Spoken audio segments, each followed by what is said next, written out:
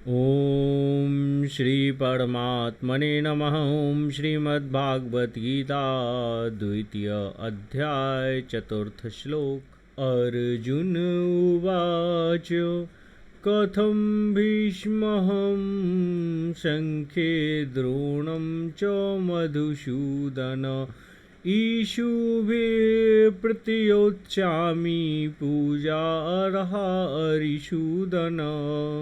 भगवान श्री कृष्ण के ये कहने पर कि अर्जुन, ये असमय तुम्हें शोक उत्पन्न हुआ है, यह उचित नहीं है, यह श्रेष्ठ पुरुषों का आचरण नहीं है, और ऐसे नपुंसकता को त्यागो, हृदय की दुर्बलता को त्यागो और युद्ध के लिए उठ खड़े हो।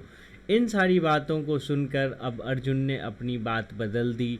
अब अर्जुन के मन में एक नया तर्क उत्पन्न हो गया है, और वो तर्क जो है वो बहुत ही साधारण है, बहुत ही उचित है, किंतु यह यथोचित नहीं है, अर्थात उस समय के लिए, उस स्थान के लिए उचित नहीं है।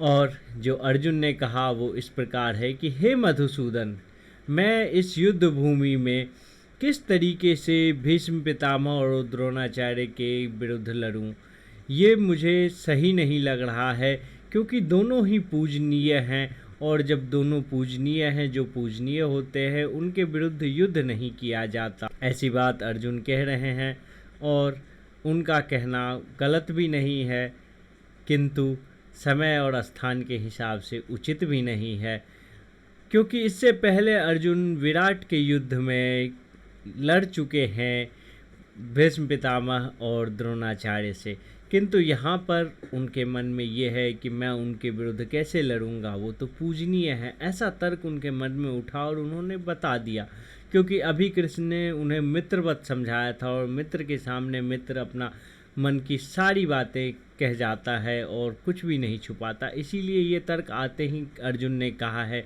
अब अर्जुन को इस तर्क में कुछ खामियां भी दिखेंगी, जिसके बारे में अर्जुन और आगे विस्तार से बताएंगे, क्योंकि तर्क जब उठता है मन में तो उसकी श्रृंखला बनती जाती है, और वही हम सबके साथ होता है।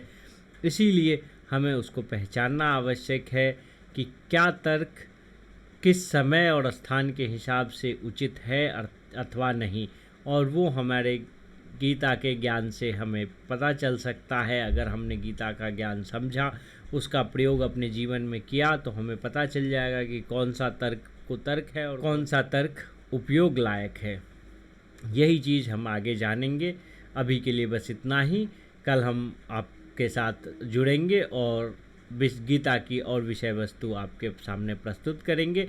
तब तक के लिए धन्यवाद। कृपया हमारे चैनल को लाइक और सब्सक्राइब जरूर करें। धन्यवाद।